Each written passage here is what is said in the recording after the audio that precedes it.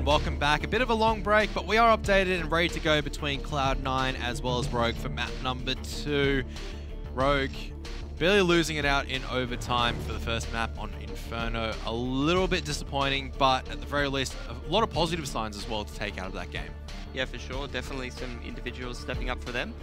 Overall game plan looked pretty on point, I would have to say. Their rotations on the CT side were quite troublesome for Cloud9 and fairly difficult to read, so definitely gave Cloud9 a run for their money, but unfortunately a couple of rounds going the way of Cloud9. Definitely that 1v2 rush pulled when they were on the force buy, and then also that round with the flashbanging through smoke and from Tarek, I think it was. So a couple of rounds here and there not really going the way of Rogue, but I mean, what can you really say when they win both pistols and there's a fair few like post plants that go the way of Rogue and they still manage to find a way to lose the game. It's not really a great sign from them, to be honest. It is what it is. Did you play any ECA yesterday? Actually, I did play a game of ECA yesterday. Just one? Just one. Just one. Yeah, same. I played one, I think, and that was it. How was that? How was your experience? Not too bad, actually. I think on T side, I did particularly well. I think I was playing pretty lights out on T side. CT side, it was a bit different story, but that's always CT side. Like T side was like I was sitting at 26 RWS. Oh. Yeah. I didn't get that many kills. I was doing a lot of damage, but I wasn't getting kills. And I'm like, in my mind, I'm doing the mathematics. I'm like, I got the kills on the rounds that we won, and I didn't get any kills in the rounds we lost. So that's okay. Yeah. That's how RWS works. Exactly. It could have just been I could have just been baiting, but regardless, let's take a look at the schedule instead of talking about my escapades and your escapades on jolly old ECA.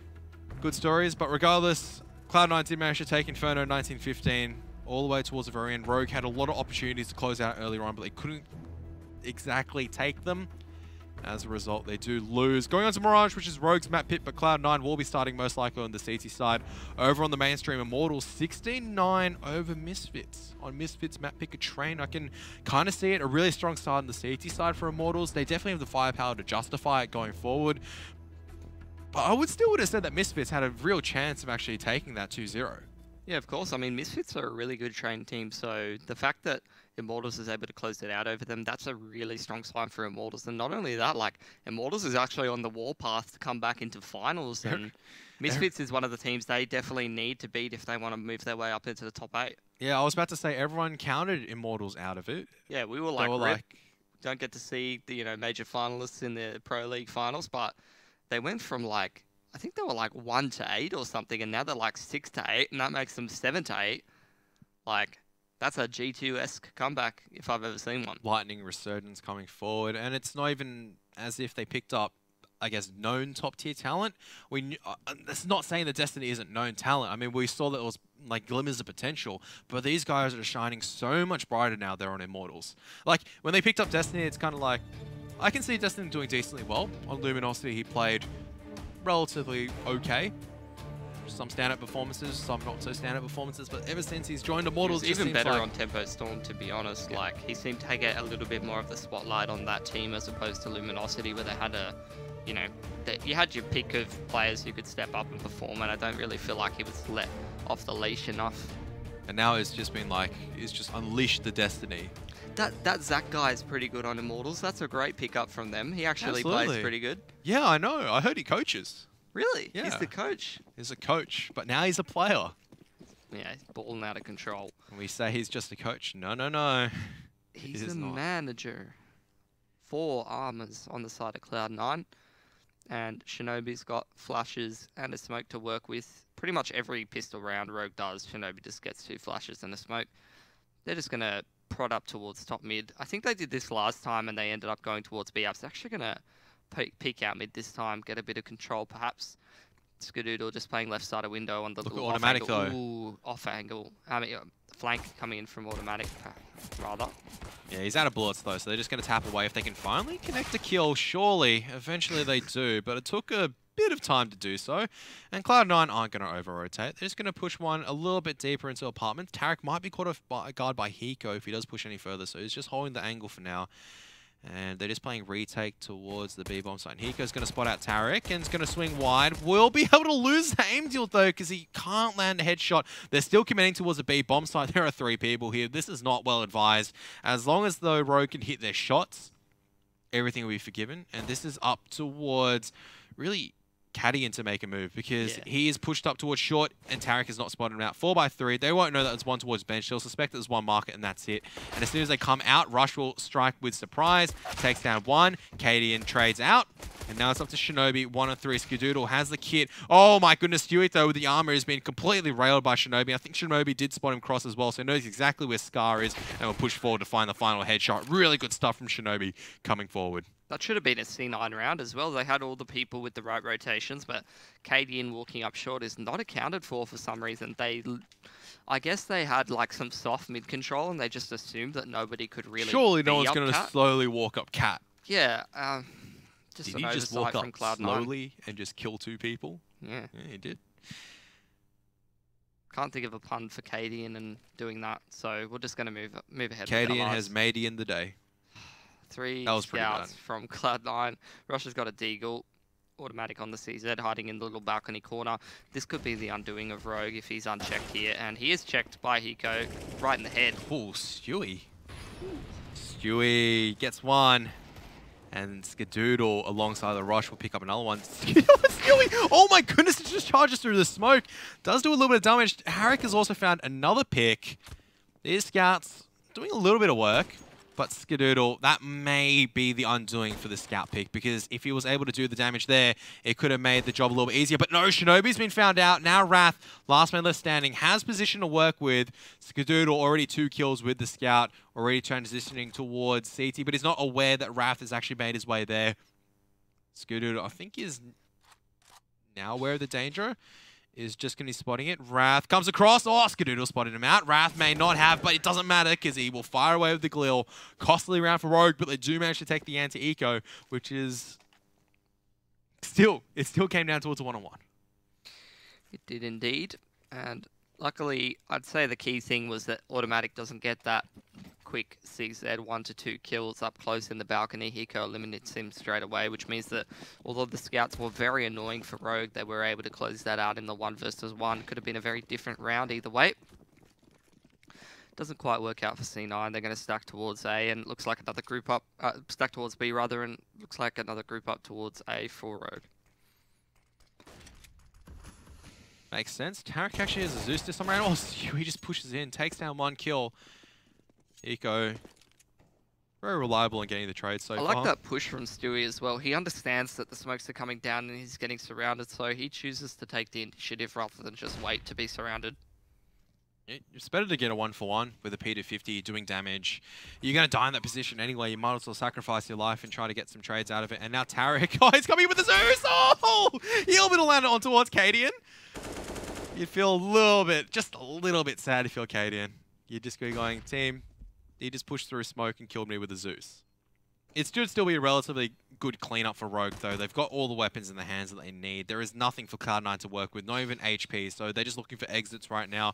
Wrath is already aware of the danger of Automatic coming in from behind, but down towards 9 HP, single bullet, that's all it's needed. There it is, headshot as a matter of fact, and Skadoodle just looking to run interference, but no one's going to go his way. He's only got a USP, just not giving away any stats. Maybe we'll retrieve an SMG, which was lost, but I don't think he'll find it. So now, buy round versus buy round. Heading into the first. Nice Zeus kill from Tarek, but in all honesty, it was only against a Mac 10 on Cadian, so... It's style points. That's style points, but it also prevents the... how do I say this? It prevents Cadian from farming up money for his orb with that Mac 10, because they were all unarmored with USPs. Fast group up towards the B-bomb site here from Rogue, so it looks like they will be going quickly for some kind of contact play onto B, maybe a couple of smokes out from them.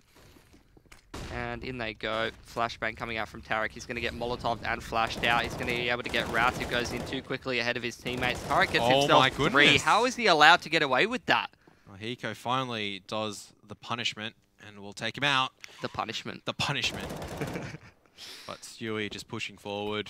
And now it is all down towards Cadian. He does have the bomb plant relatively decent for him, but Stewie's already peeked across and we'll get another headshot. Stewie in peaking form. I like that. I like that one, Kev. Peaking form. But it's spelled differently. Just remember that. I know that. You sure? Peak. P-E-A-K is the mountain peak. Yes. And Or the then- peak performance. Yeah, or the peak. Peak Stewie performance. But this was just peak Tarek performance. And this is peak casting performance from you, Kevin. I don't think so. As Rogue going to be able to buy up again into this round. Cadian suffering a little bit in terms of the money, unfortunately. Maybe those Mach 10 kills would have helped him buy an AK this round. What is that incendiary grenade? What? Doesn't quite make it. Look, honestly, It just landed it on makes the... sense though. It just landed in the cart and just didn't do anything. Yeah, but it's made of wood though, so the fire's bound to spread, mate. Okay, so Rogue have managed to make 2 picks. Shinobi can't transition like that and make a heck ton of noise because he's going to be spotted out. And Stewie, you can see he's confident. He wants more. He knows where Wrath is at the firebox. Now, what they don't know how to account for is where Cadian is, but he's not going to suspect another one towards short. You don't expect 2 pushing out of short that time, and Skadoodle's just got the angle locked down. Nothing you can do as Wrath because you just locked down from all angles. So Cloud9, another clean round. Rogue at least get a bomb plant through again, so they should be able to have a decent economy. Maybe not a full buy, but enough to kind of justify a few pistols, a few smoke grenades, and try to do damage towards CT economy. Yeah, for sure. And I mean, on the T side of this map, they you can just buy. want to trade fairly evenly. Okay, They are they going to can force. buy. Shouldn't say that's a real buy because that's more of a force. It's not looking great for a lot of them because we already see CZ75s for 2 of them, an AK and a Galil. Yeah, and Cloud9's got another buy heading into the next one as well, so not really sure why they're forcing the issue here. Maybe they have a specific idea of what they want to do, but... We get the headshot with the AK, then we get another headshot with another gun, and Cadian's already taken a lot of damage from the grenade. Has not gained anything out of it as well, because Cloud9, they're experienced enough to not shift. They're not going to panic. Why would they need to just start throwing all their members towards a B site? They've got plenty of time to work with. Yeah, don't really know what this buy is sort of designed to do. I guess they want to go for an A execute. So they're grouping back up towards A fairly quickly here. Oh, they're going to do that wall of smokes on the bomb site and run through jungle. See if it works out against C9. Worked out pretty good against Liquid, I would have to say. So in come the smokes. Now, Tarek picking up Cadian towards the other side of the map, but that's not a big deal as the execute comes in. C9 will be playing retake, but Skadoodle's going to get isolated here on the stairs position. Gets will he? one. Because he'll kill all of them. Oh my You god. can't isolate Skadoodle, mate. Skadoodle, he eats them up for breakfast. And Shinobi, he's picked off 2 so far, but that's all you'll find. I was going to say, you've heard the saying, it's like, Skadoodle was never in danger. He is the danger. Like, it's in this situation, you count anyone else, it's like, oh no, this is bad, you know, they're not suspecting this, but Skadoodle's just like, oh, 2 coming towards me, that means 2 kills, right? Okay, 3rd one? Oh, there's no 3rd one, I'm sad. Rogue have to eco though for this one. The force buy may not have been the best. You can, at least there was intention behind it, which is better than what you can say. I mean, they wanted to do something, they couldn't successfully execute behind it. That's all right. Oh, the execution was successful, but unfortunately, Skadoodle's aim was pretty successful too. Taken very fast unders control. First, Skadoodle spotted out Hiko, and Stewie's aware. And Stewie has been having a good game so far. Now coming up towards the A site, Rush will be collapsed upon by a lot of Rogue members. And now Automatic coming across to just at least spray down one more. Molotov coming on towards the side. Shinobi somehow barely living before Automatic sprays him down. Now it's all up to Wrath. He's retrieved himself an M4. He's still healthy as well, so he's still combat effective, ready to take the fight and do more damage towards Cloud9's economy. But still, Cloud9 should be able to close off this round. Wrath doesn't know that they're all actually towards the site. Stewie's already jumped up towards triple. He's trying to spray through to try to find the defuse, but Skadoodle's so low on 15, still able to get the pick. Stewie pushing in will get his brains blown out. So Wrath, 3 kills, can't really salvage the situation, but has done a lot of damage. And your boy Vice, 0 kills. At least not the James Bond status. Definitely not a coveted status among the first-person shooter community. He's having a shocker in this series. Usually the best player on Rogue, and today, guess he's just woke up on the wrong side of the bed. Fast mid control coming out here from Cloud9. Worked bloody well against Liquid in the series earlier, but Cadian is not a part of Liquid, and he's going to shoot Stewie in the face. Standard just default hold with the AWP, and if Tarek pushes any further, he may incur the same penalty. But while he holds top mid, it allows Skadoodles to kind of control, allows Automatic to kind of control the underflow, and Skadoodles pushing further and further up in towards B apps. He's posted on the line. So Rogue, they go towards A site. This will be really instrumental if they can take out Rosh. But Tarek has just left. The timing is perfect on the side. But that grenade will do a huge chunk of damage on towards at least one of the members, if not two of the members on Rogue. Really well timed coming in from Tarek. It's going to make their defense a little bit easy because it swings the HP back towards Cloud9's favor in reality. They don't have the numbers, but you don't need the numbers if they're all just about 2 or 3 bullets away from being knocked down. It's the classic Kevin Karatsu 1B range with the M4. It's not even a 1B range. That's now become a 3-bullet spray down range, and that's what you want to see. Katie and Tarek, he's aware of the danger. He's just going to back out. There's still Rush inside Palace and Automatic. He's going to be found out by the AWP.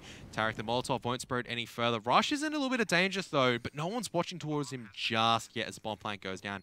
Tarek's now going to swing line, finds one, knows where Hiko is. Beautiful spray transfer. Now Rush is going to strike. He's going to find one, but can't find the second. Heavy damage done. Open plant for Tarek to use. No smoke grenades. He's really going to have to rely on Skadoodle to come around and smoke off the bomb. They know Cadian's towards mid, but he's going to smoke off CD Connector instead, and they're going to try and play the A side. Good damage from Wrath to make it a little bit easier. Shinobi down towards 53, gets another one. Skadoodle with the orbital strike, and now Cadian throws the grenade, won't get the pick. Oh my goodness, Skadoodle barely misses, and Cadian with the Glock will be able to clutch another round for Rogue. Really good round from both sides, but Rogue will be able to do a lot of damage towards Cloud9's economy earlier on, and now as a result, Cloud9 have to eco it out just for 1 round.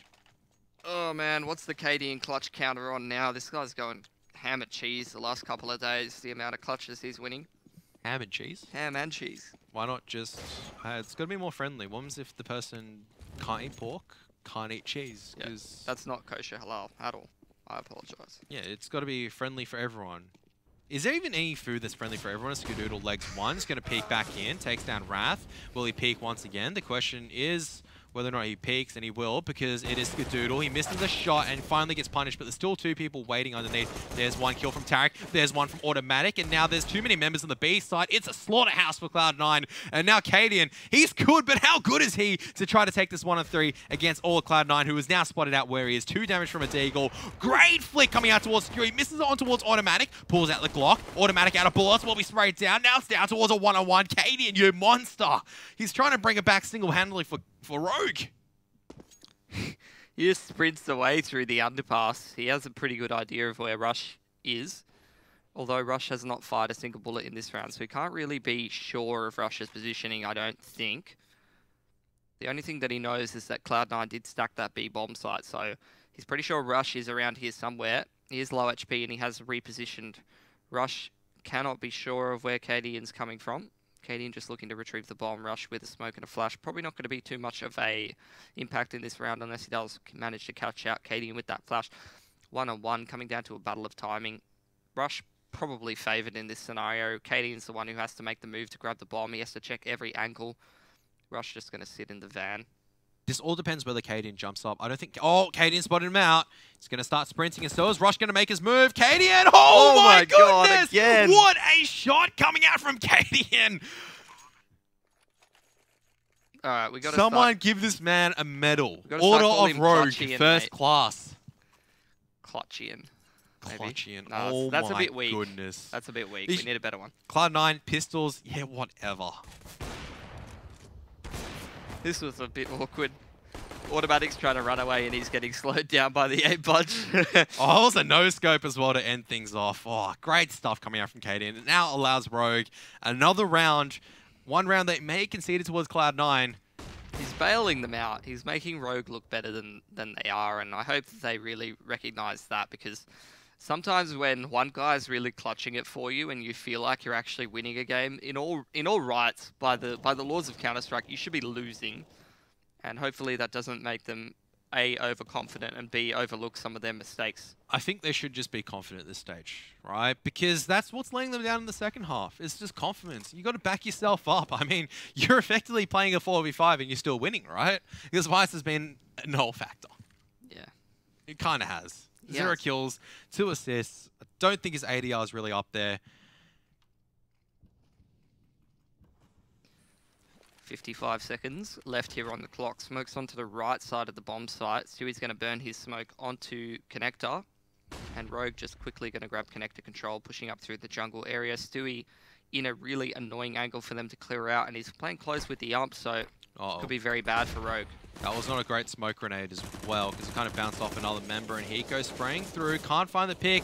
Oh, Stewie's still going in! He wanted some more action, a double stack towards under balcony. You don't expect someone playing an AWP at that angle, an automatic. Alright, this is a Rogue round this again. Is another Rogue victory, isn't it? It's Cadian on a one-on-one against automatic. It seems impossible, but it's not. It's never impossible when Cadian's involved, and he's going to come in. But he's pulled out the grenade at the wrong time. Automatic still dancing around, will strike, and Automatic finally stops the spree of Cadian. Too many angles to check on the A-bomb site. Tactical pause out from Rogue, and let's be real, they're not actually playing that well. 2 rounds clutched out because of Cadian. Yeah. The score could have been 7-3. Score really could have been 7-3. Could have been worse. It could have been worse if it wasn't for old mate, because it really is old mate Cadian. Just hop onto HLTV, go on Google, type in Cadian HLTV, and just look at that face, that little sly smile from Cadian every time he wins the clutch. I can imagine that every single time he wins, he's just like, you got it. Oh, yeah. Oh, yeah. But what is there for Rogue to talk about, Pilly? I mean, other than the fact that Cadian is, by outright, just doing the most damage. I mean, Vice is currently sitting on 35.6 ADR. Honestly, they're playing, like, a fairly strange T side. They're doing a lot of executes towards A. They're throwing out a lot of smokes, quickly rushing onto the B bomb site. Where's the fundamentals? Where's the mid control? Where's the smoke towards top connector? Where's the ladder room control? Where are the fundamentals from Rogue? Because at the moment, this is meant to be their map pick, and so far on their T side, it's literally been group up A, throw smokes, run out A, group up A, throw smokes, switch through connector straight away, rush B, smokes out onto B, contact play here, contact play there. Where is... And here's another wall of smoke, so they're going back to the A play again. Look, I can't blame them for it, but really, you need to have a more diverse playbook, and you need to be able to grind. To be able to grind those rounds out, you can't just keep throwing the same strategies out again and again. However, it's working out pretty damn well with these pistols. It's the adjustment. Oh, Cadian in the perfect spot. And he's going to grab himself an AWP. That's the gun you don't want to give him. 1-for-1 trade, but it's still favorable at the end of the day for Rogue, as they've managed to make it work out with CCs. Able to just take the aim deals, isolate the jungle, smoke off the jungle position, isolate the CT line, make it work, and now Hiko knows where Tarek is. Only 2 flashbangs for him to work with. Sky flashbang coming forward, but Vice peeks out at the right time. We'll be able to finally pick up his first kill, I believe, of the entire game. And Rogue back in the league have reset Cloud9 completely. Oh, 2 kills. I don't know when he got a second one. Vice gets kills, Rogue wins the game. Honestly, that was pretty clever from Rogue. They threw the wall of smoke out onto the bomb site, and what that basically makes the A anchor think is that, look, they're looking for a smoke onto triple here, and they're going to want to just be planning for a ramp and Tetris and defend it from there. So it means that the guys, who's the A anchor, is going to be playing onto ticket. Oh, fast out A here, but Vice instantly punishing balcony again. Molotov under balcony is going to push Skadoodle out. They're going to trade him out as well, so just nice work going together, but oh, look at the HP on the Rogue side. Dink. Handful of bullets, and this could go horribly wrong from them. But anyway, that wall of smoke strat that they did, what they did is they segment off that CT line, which makes the A anchor really play aggressively up on that ticket area, and then they just push through the smoke with the pistols up close to him through their own smoke with a flash, and then pretty much just get the trade on him.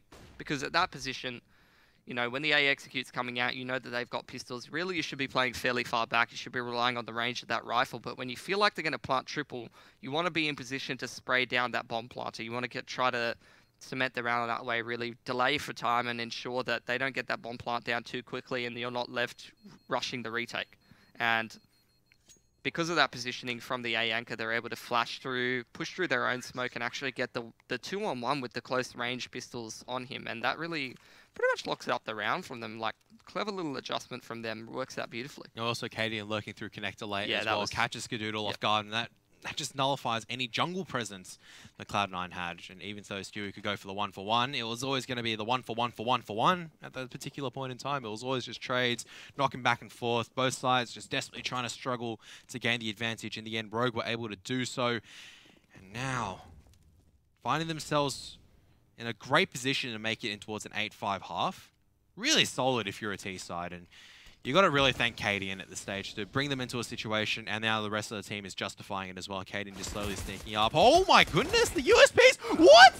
The USPs doing more damage as soon as I say they're in the prime position against USPs and CZs. Somehow Cloud9 has taken another round against guns. It happens every single time. Sorry, Kevin. What range are those pistols good at? Close range? Where was Rogue sort of just walking into at the start of the round? Close range? Against USPs? You still don't expect that against USPs most of the time. They can't. You can't just force connector control. I've seen it time and time again. Look, it's not the worst play in the world. There is definitely worse plays you can do on your anti-ecos, but come on, like, you've done so well cementing these rounds over towards A. Even running into stacks, you're closing out the round. You chose to change up, you know, your sort of play as Automatic walks out here. He's going to be punished by every time. It's Cadian every time. Not only is he getting the clutches out, but he knows Cloud9 loves to go for this mid-aggression for the information, and he punishes it every time. It's been twice or 3 times now. Now Hiko looking to do some damage as Huey's found out. Rush under pressure from all sides, and Cadian just lurking towards the edge. Sharp from Tarek. I hate when that happens. The frustrating repeat. Okay, just so full confidence. Yeah, so I know he's going to be there. Okay, let's go for the repeat. Shinobi in prime position to catch out Skadoodle. The amount of times Skadoodle's been shot in the back of the head or the side of the head in this game, you'd have to be so frustrated at this point. 8-6 for Rogue, looking at 9-6. This is potentially the most dangerous round because Cloud9 have pistols. Yeah. They don't have the big assault rifles. Look, Rogue citizenship for Australia is being processed as we speak. We do like making fun of Rogue in terms of dropping their anti-ecos, but it does put a little bit of a dent in terms of their overall impact, where they want to try to elevate their game towards the next level. And what is this coming out from Cloud9? 3 members towards mid. Tarek with the scout opening up, and there's still more pushes. Tarek gets another one. Oh my goodness, Rush has now backed them up. He's pushing mid with the scout, Kevin. Stop this man. It's not rank S, mate. Come on. Rogue is like, all right, so Cloud9 are going to come up with a 6 strategy, and they're then going to Tarek's be just stacking like, somewhere. You know, then we've been going out A a lot. And then Tarek with his peanut friend just goes Rush mid, and it works out. W up mid with the scout? Seems good. I mean, the movement, you can walk and move really fast with that gun, and then when you click on people, it does quite a lot of damage. And then he had pistols backing him up, and Rogue didn't set up the smokes, didn't really set up any counter flashes, nothing really to nullify the presence of Cloud9 at mid, and they've lost bomb. They've tons of time to work with, but they've got to find 5 people who are just spread across the board. They want a bit of buffet and automatic. First bullet accuracy absolutely cucks him. Feels bad. Rogue going to team up to at least attempt, but there's the perfectly timed Synergy Grenade. And at this stage, Stewie wants some action as well. He's going to be, I don't expect the second push coming forward, right? Coming from B-Apps. You can expect us to be holding. And, okay, he's not going to be able to knife because it means Skadoodle and Tarek will close up. 3K from Tarek, alongside with assistance of Rush and some of the pistols at mid, but still.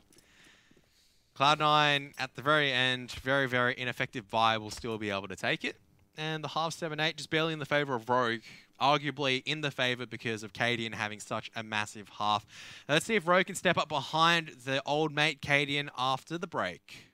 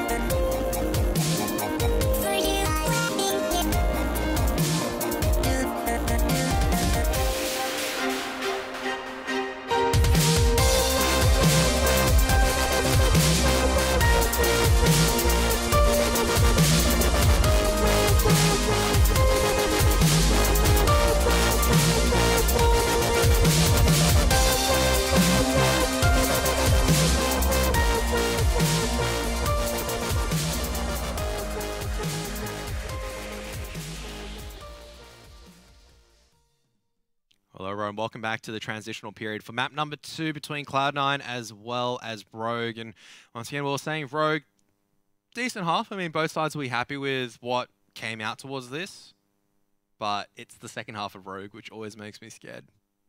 Thanks, Cadian, for keeping Rogue in this game. I would have said that even if Cadian... Oh, okay, to be fair, if Cadian didn't clutch, the economy would have been wrecked. 2 rounds in the early part of the half. Cloud9 definitely would have come away with that half if he didn't win those clutches.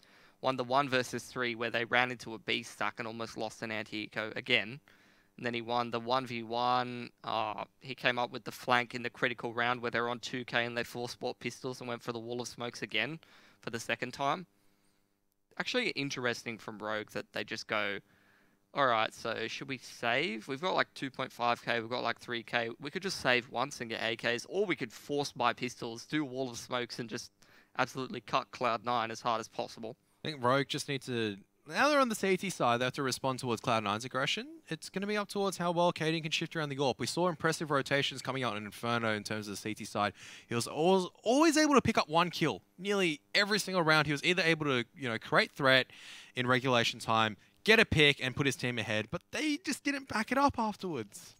That's like it makes me feel a little bit sad, and it's always a scary part for me coming towards the second round, or the second half of Rogue playing.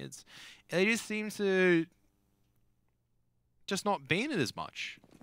So when I watched Rogue, Shinobi with the opening onto Cloud9, they are rushing through the B-outs, but there is a lot of Rogue players here. I think 4 players here. Vice getting 2. I think he has doubled his kills as Cadian picks up another. Vice gets traded out, and that's a really good pistol from Rogue. Cloud9 just B-rushing, smoke off towards the short position, and they just get in the bomb site. But Rogue already ready for it, and once again winning the pistol. Did they win the T-pistol? Can't remember.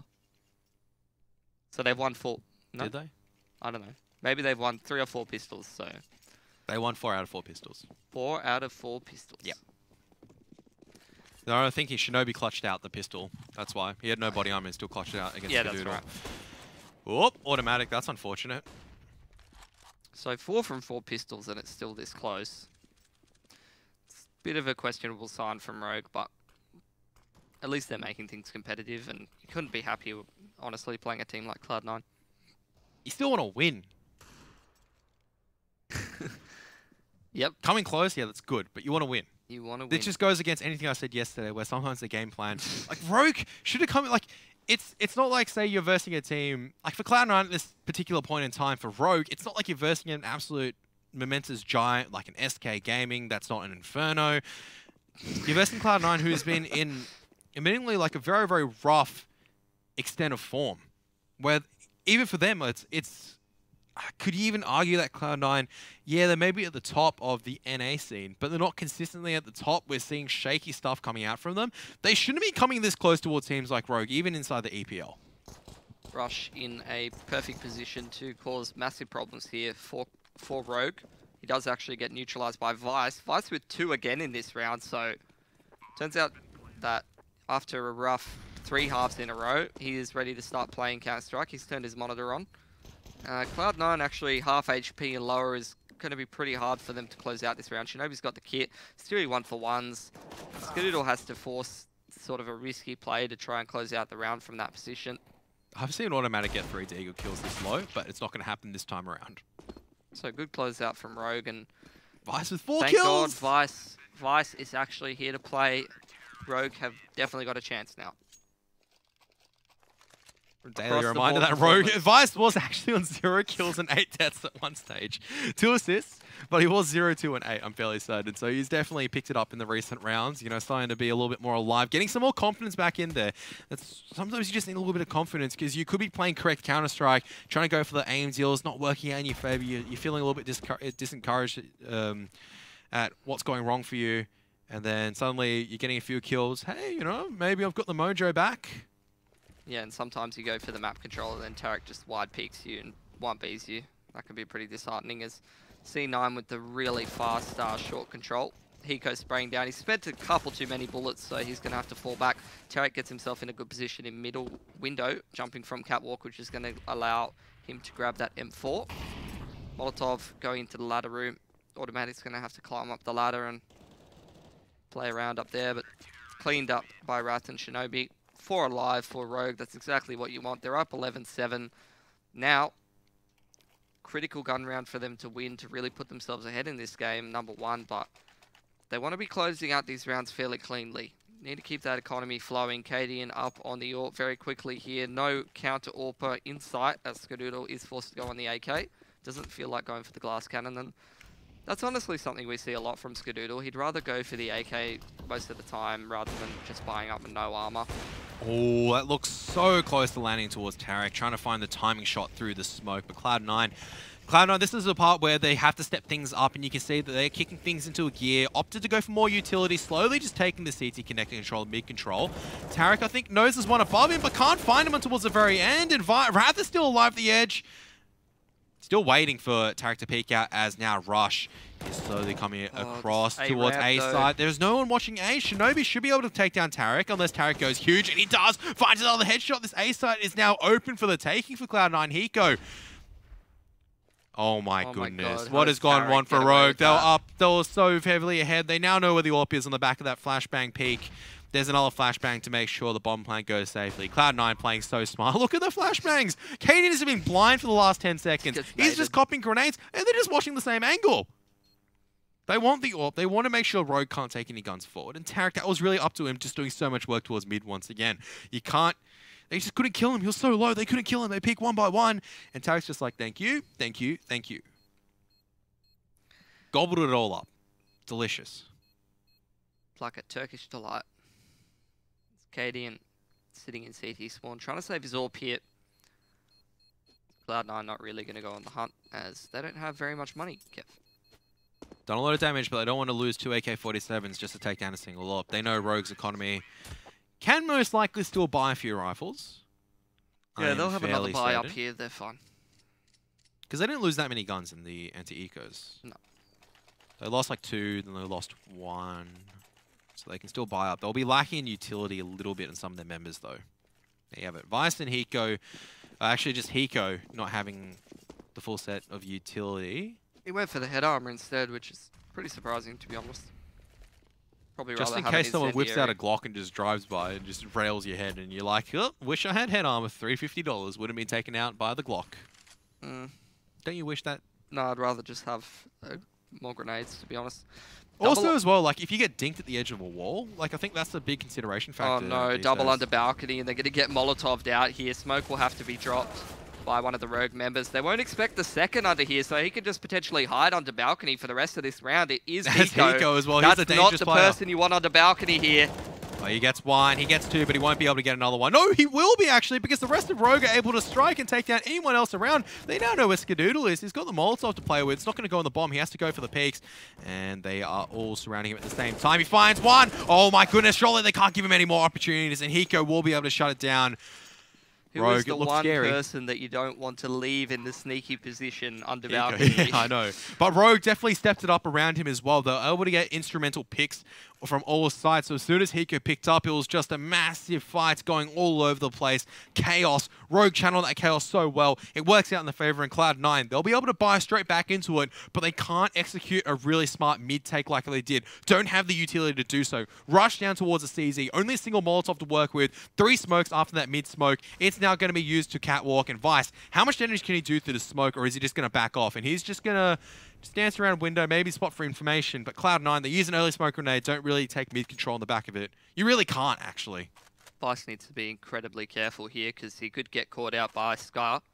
Cadian playing the A site. They're just going to full retake on the A site here, so nice change up of setup from Rogue.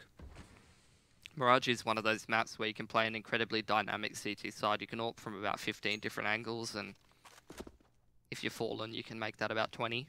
Push up to A ramp and do some crazy stuff. I haven't shown you my dumbest angle that I found on Mirage that works. Alright, so it's on double stack. You get 2 people on there. So one just sits on the top of double stack and moves to the very edge. And I'll continue that later because Tarek... Maybe? Sorry? One plays directly under him? No. I'll explain afterwards because they've managed to get CD connected control. Now jungle's under threat. I'll leave the stories for the lull time, but right now, Cadian, he's just, once again, gets the opening pick, is just aware of the danger. He's managed to find the crucial timing every single time. There's such big threat coming up from A-Ramp. Perfect Molotov, Skadoodle. Oh, he's peeking in, but he's taking a little bit of damage. There's no flash to set up Skadoodle onto the CT connector, the CT pick, but he doesn't need it. He just takes the aim duel with Cadian and bangs him straight out of the server. Tarek picking up Roust again. He's been incredible on this T side, and he's causing all kinds of problems here for Rogue. Bit of utility left on Vice, and it's going to be another open plant here for C9. They've got full control. Hiko's smoked off of jungle, and they're falling back into safe positions here to play this post plant. No Molotov to flush rush out of that firebox position with the CZ, so he's going to be a huge problem here for Rogue. Smoke going on towards the bomb as well. They do need to jump on it, but they still have to get across, and Skadoodle is watching the cross as well. Doesn't miss shots that Rogue present. And if you go in 1 by 1, it's never going to work out. And another round going in the favor of Cloud9. Hiko just looking to stay alive. Only rush on the chase because he wanted to retrieve a weapon. The Rogue should be on the eco for this round, as Cloud9 have reset them. I'll finish off my story now, actually, in regards to double, if we can get a picture of it. But effectively what you do, you get one person all on top of double, and instead of jumping into Palace, you actually just move towards the very edge of that woolen pallet. On the right side or the left? On the left side, so you just swing like far left even the CT side. Then you get the AWP jumping on there and swing a little bit more left, and you can peek into Palace. It's like the dumbest angle, but if you know they play heavy Palace and no one is taking A ramp, you just keep smoking off A ramp, and if you have mid control, you get the easiest pick on the Palace because who checks that off angle? Like, imagine you're surprised that someone sitting there just shoots you. You're just like, I can't. How do you even prepare for that? You can't. And emotionally, the potential is there for a heartbreak. It's like what Rogue are doing on the B side. I like it. And they've boosted up Cadian very close towards the second window. Oh, yeah. This is a juicy angle. Don't mind it. Haven't seen it very recently. It's still a decent position to be utilizing. They're not going towards B site, so I don't think they'll find much success on the back of this. Luckily, Rogue winning all the pistols is going to allow for, you know, you can lose gun rounds, you can make some potential mistakes, and it's not going to end the game.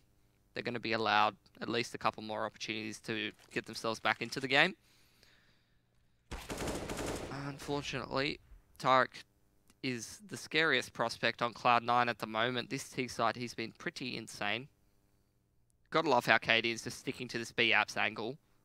He's just staring at the B-Apps. They know Tarek's all the way up short here, but he's not interested. You gotta commit, you know? It's a story like, if you have... I'll tell the story afterwards. I always leave the story afterwards, because as now finally Kaden will be able to spot out one. Oh, Rush, what a turnaround. They know where Vice is, and the only person they don't know where he is Hiko. Is going to find one. And you never want to leave Hiko in these situations because he can do so much damage, but Skadoodle, we'll just stop the bomb plant. We'll just take time. It's like, all right, we know he's towards bench. Let's just all swing on him at the same time. No chance for Hiko unless he lands a headshot, and they had to find 3 more afterwards. Should be another eco here for Rogue. Not a pause, rather. It's good to see that they are ecoing, you know, buying just very minimal firepower just to increase, you know, just do some damage, chip away, maybe steal a rifle and see if they can steal a round, but not just fully committing and damaging their own economy at the same time. It is hard allowing Cloud9 to come back into it because now Cloud9 are getting a lot of rounds. A lot of money too. And they're just pushing straight up mid. Automatic and Tarek will be able to hold off for a little bit, but Shinobi with the P250 finds another pick before Automatic decides to re-engage. Still one more there. It's going to be Stewie 2K. And now it is all up towards Cadian once again, who won't be able to find the timing on Rush, who is just holding the angle as Cadian strafes into it. So 1 round in between them, a lot of money for Cloud9 to still work with, so losing 2 AKs isn't the worst for them, but Rogue, they have to capitalize and take this round and build on it. Keep as many guns up, capitalize on the fact that they can win these rounds, and just keep pushing forward. Full util across the board here for Rogue as well, so that's going to be great news for them. However, they're going to have to beat Cloud9 on a lot of gun rounds in a row.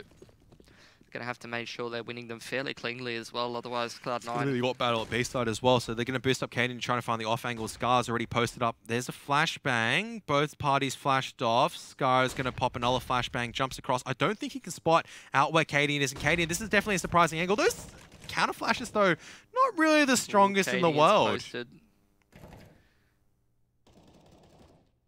I know that the AWP is there, but Scar... Is he going to flash or is he just going to back? He's just going to back out. He realizes the danger. After all of that effort, Kev, all the flashes, the counter flashes coming out from both sides. How come this is so prevalent lately? Maybe I'm a little bit like not up to date on what's happening lately in the meta, but this double B ups, like where you're just pushing one into the window and one up on the balcony. I must have missed a tournament somewhere where Mirage was being played a lot, because I've seen this out of about 3 or 4 different NA teams so far.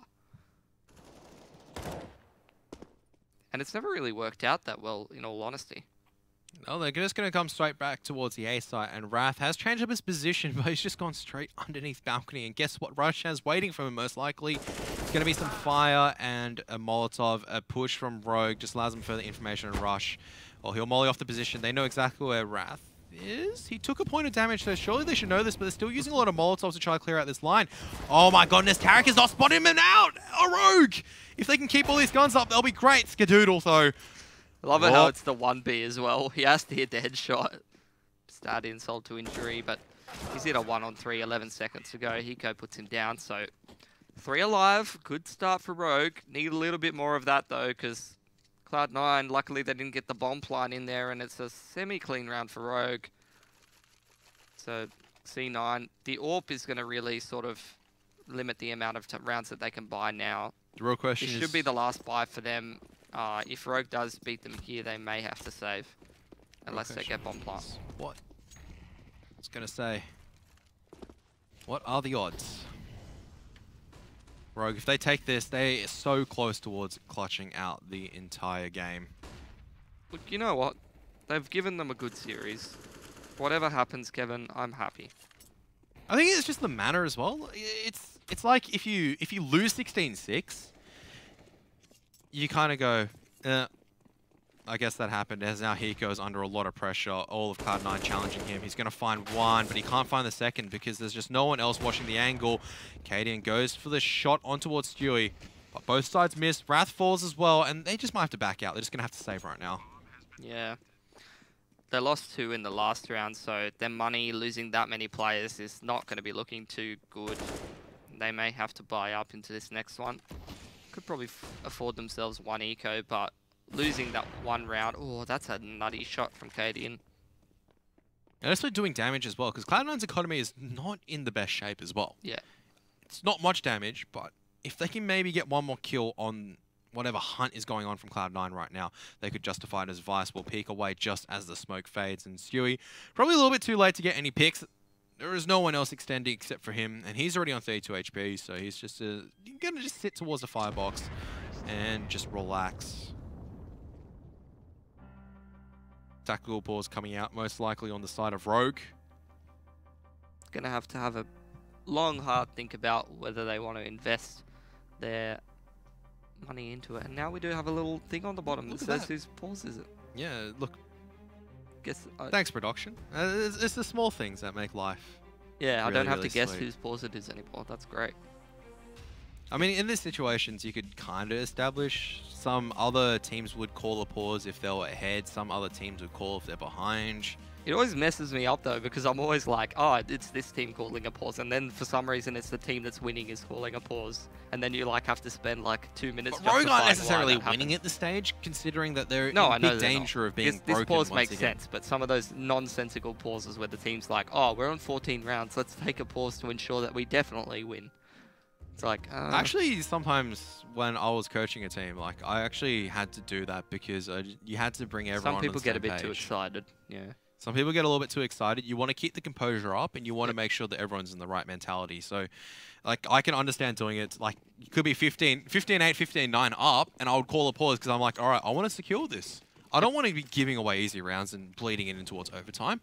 Shut it down now. Let's have a little bit of a chat because the other guys, they're going to be down. They have to have a chat about what they want to be doing, but we can also have it to make sure that we're all on the same page, communication's on point. We can cleanly take this round and make sure it doesn't bleed over. So Cloud9, once again, going to be taking B-App's control because they sense that success has been towards this B site. And Rogue have left mid completely open this round. No presence whatsoever. 2 towards B, 3 towards A. Now the B members, they're starting to leave the site. Oh no. This is not how you want to lose this map from Rogue because, you know, it might not seem like too bad of a thing to lose this round, but in all honesty, at this point... It is very bad. It's very bad because Rogue, you know, the scoreline's getting very, very close and they only just had their first loss bonus coming in. Smoke's coming in towards B and Cloud9's not going to go on it. Mid control coming out, automatic gets legged up, so they should really know that it's B here. I don't know why these players are not budging at A. Oh, such a sick bet coming out from automatic. That is so smart. But still, he is in a really good position though now to punish these rotates. And C9, they just think that Rogue is in the B bomb site and is just not peeking them. So they're taking their sweet time. Well, automatic will clear it out.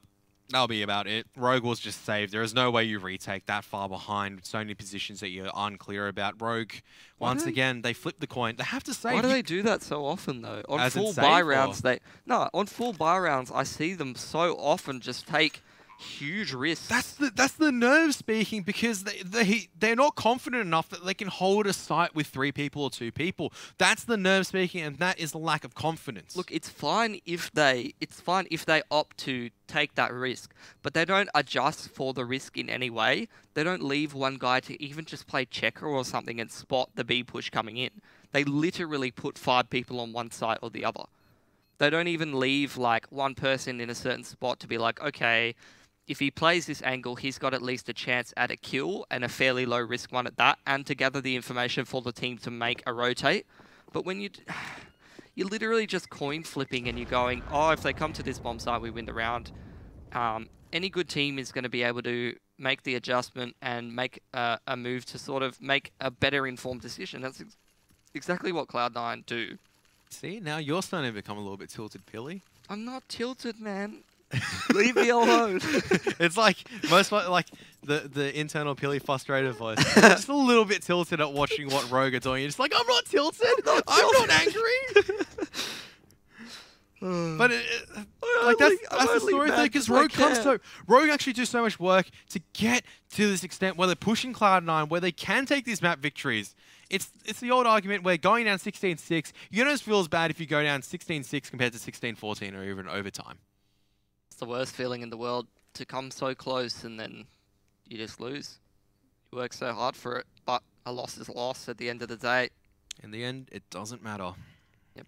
As Rogue, if they actually push towards A ramp and T-spawn, they will find the bomb. Oh my goodness! Not again, this Cloud9. is the exact same round mark. I swear to goodness that Cloud9 did this yesterday, but they're not going to push, so the bomb will be retrieved. Oh, thank goodness. Oh, let's not do that one again. Yeah, let's not execute on a bomb site 10 seconds. Guys, where's the bomb? Who? You didn't bring it with you? Oh, who left it in spawn? It's just like 5. GG. I don't have the bomb. It's not my responsibility anymore. But Rush has decided to designate himself, and they've stacked towards the A site. But look at Cloud9. They've got complete window control. They've got... This is a really hard position to neutralize. That's window, right? That's not connector control. They've got ladder control. They got ladder and connector. And Rogue is playing really gimmicky. At least they've left Katie in here, and that's a pretty easy pick for him to get. And he does get it, but he's being surrounded from all angles. And overextension from Tarek. He shouldn't be able to get 2 there. Stewie on the lurk picks up Hiko, but instantly traded out by Vice. This is winnable for Rogue. They have the Molotov and 2 flashes. Wrath is going through underpass with, who is that? I believe it's Vice with the Molotov. This is going to be heard by automatic though, so he's going to be very aware of this position. He's playing from short, so he can be sure that no one's coming from short, which is going to make the life of Skadoodle a lot easier. That means he's only really got 2 angles to watch. But all that is needed here from Rogue is for them to not overpeak. Please, shoulder the lines. Why, Wrath? Where are the flashbangs coming forward? Vice has the flashbangs, but they're not using it. There it is. Shinobi finally peeking out. The Shinobi where automatic is, and finally they do manage to take a round. So close to being disastrous there, though. No, okay. It's fine. They got it. Relax. I was like, how fast are they ticking? They've got enough time. Chill out, Kev. It's alright. Take a breather. Take a lie down. Have a cup of tea. Now tactical pause coming out from Cloud9. So they're also leaning back, relaxing. Not relaxing, just taking a bit of a talk to see what's going on. Rogue almost played themselves, though. The one thing you don't want to do in the 3v2 is just let Skadoodle shoot you. Imagine if Cadian didn't get that pick on towards Tarek. That would have been all over just there. Cadian once again. It's just he's in the worst position. Gets the first pick. He's done for. Short presence, 1B apps. Nothing you can do. Love how he doesn't lose his nerve though. He understands there's nothing he can do. He understands he's being surrounded from every angle. But he just goes, look, I'm just going to look at this line until I die. There's no way I survive in this situation. I'm not going to panic and try to do some crazy bunny hop out of position. I will just hold this angle. If someone runs into my crosshair like a bit of a peanut, then I will shoot him. And if they don't, then, you know, I 1-for-1 and I got the information. That's what I was here to do anyway. Rogue with the utility. Cloud9's on a good buy as well, but Rogue on potential to pretty much win the game off the back of this round if they do close it out. Cadian up in the B apartments again. I don't know about this from Rogue. Might be getting a little bit one-dimensional at this point. I think it's fine. You leave Cadian posted on the line, right? Because you still need flashbangs. He shouldn't overextend too far because it leaves him liable to get absolutely railed by a great shot from underpass. And we've seen that time and time again. If you overcommit as an AWPer, sure, you get more information. But as soon as a person peeks out from unders with an AK at this level, it's a very easy shot. And now Stewie's coming up, and he's just absolutely having a field day right now, going explosive, going on towards the B bomb site, cracking it open. Now Hiko up against youthful Stewart 2K. And the bomb, it can just take its time because they don't need to commit on the back of this. Stewie's already drawn the rotation. He knows this. They could just commit towards A, slowly walking up, finds another kill. He might just take the ace by itself, and he would have faked out everyone at this particular point in time because they've taken A site. Vice last man left standing, and Stewie finally falls, but it's too late. Vice last man left standing. Everyone is looking where he is, and the bomb will go down in A site. And Cloud9 will only have their reset Rogue, but that may just be it.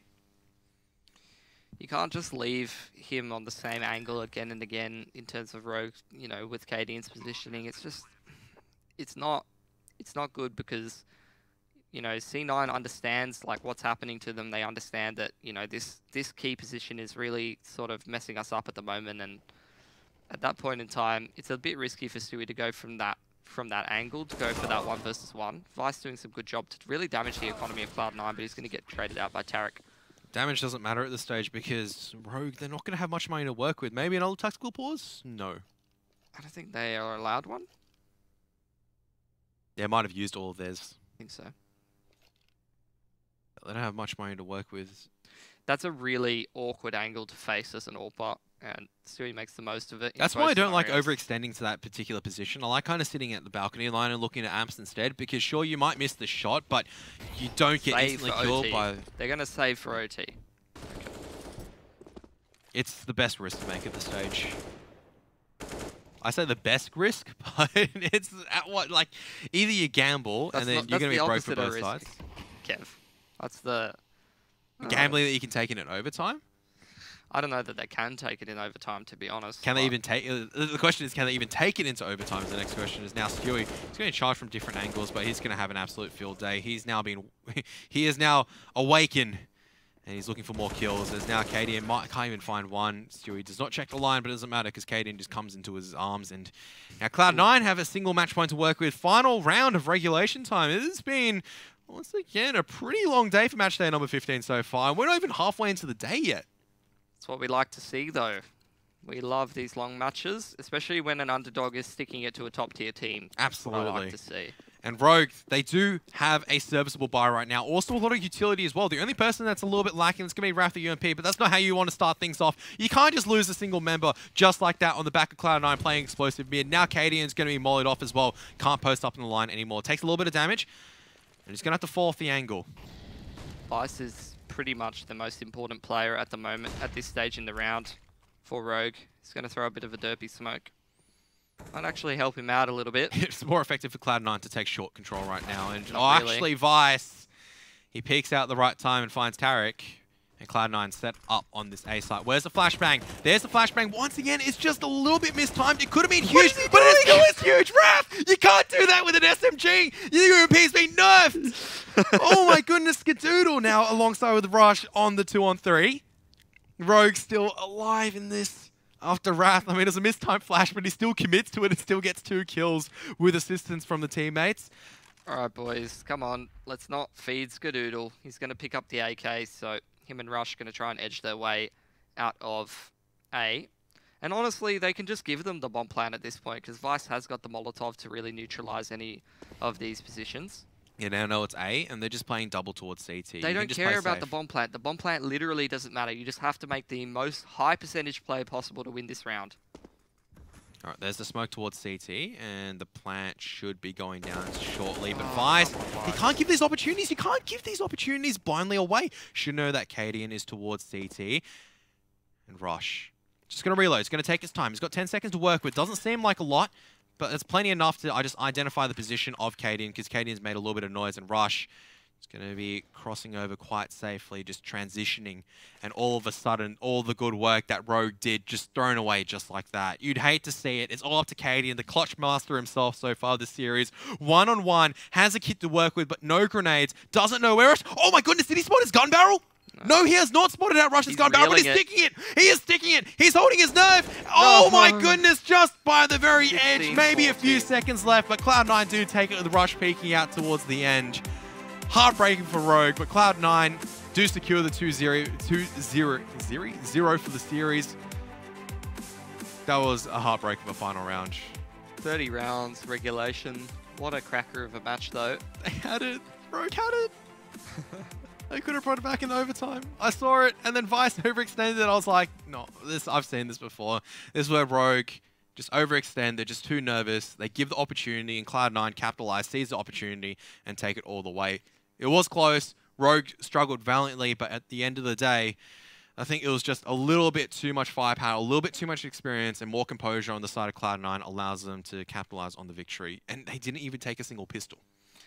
Yeah, look, Rogue won 4 pistols and barely lost out both games, so that just goes to show that mistakes were made.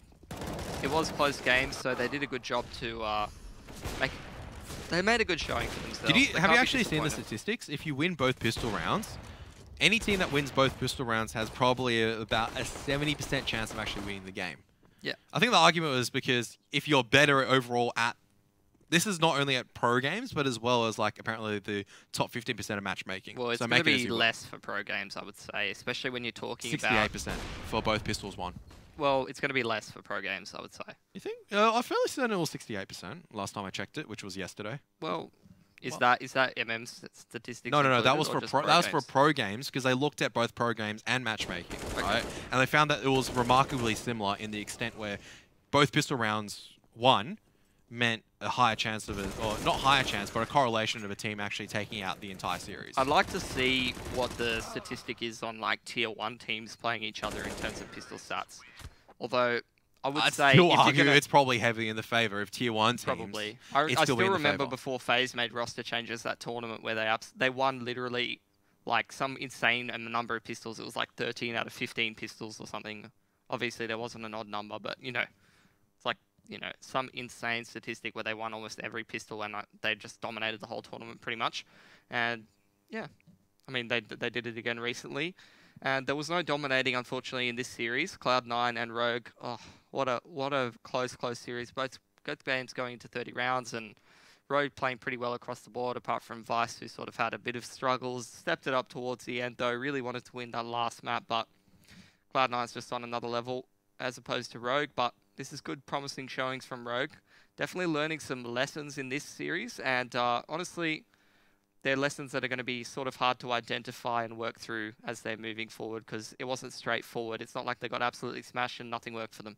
Absolutely. But at the very least, signs that we can praise Rogue going forward with, and definitely something to be looking forward to coming up towards the latter half of Pro League if they are able to learn the lessons. But for now, that is it between the series of Rogue as well as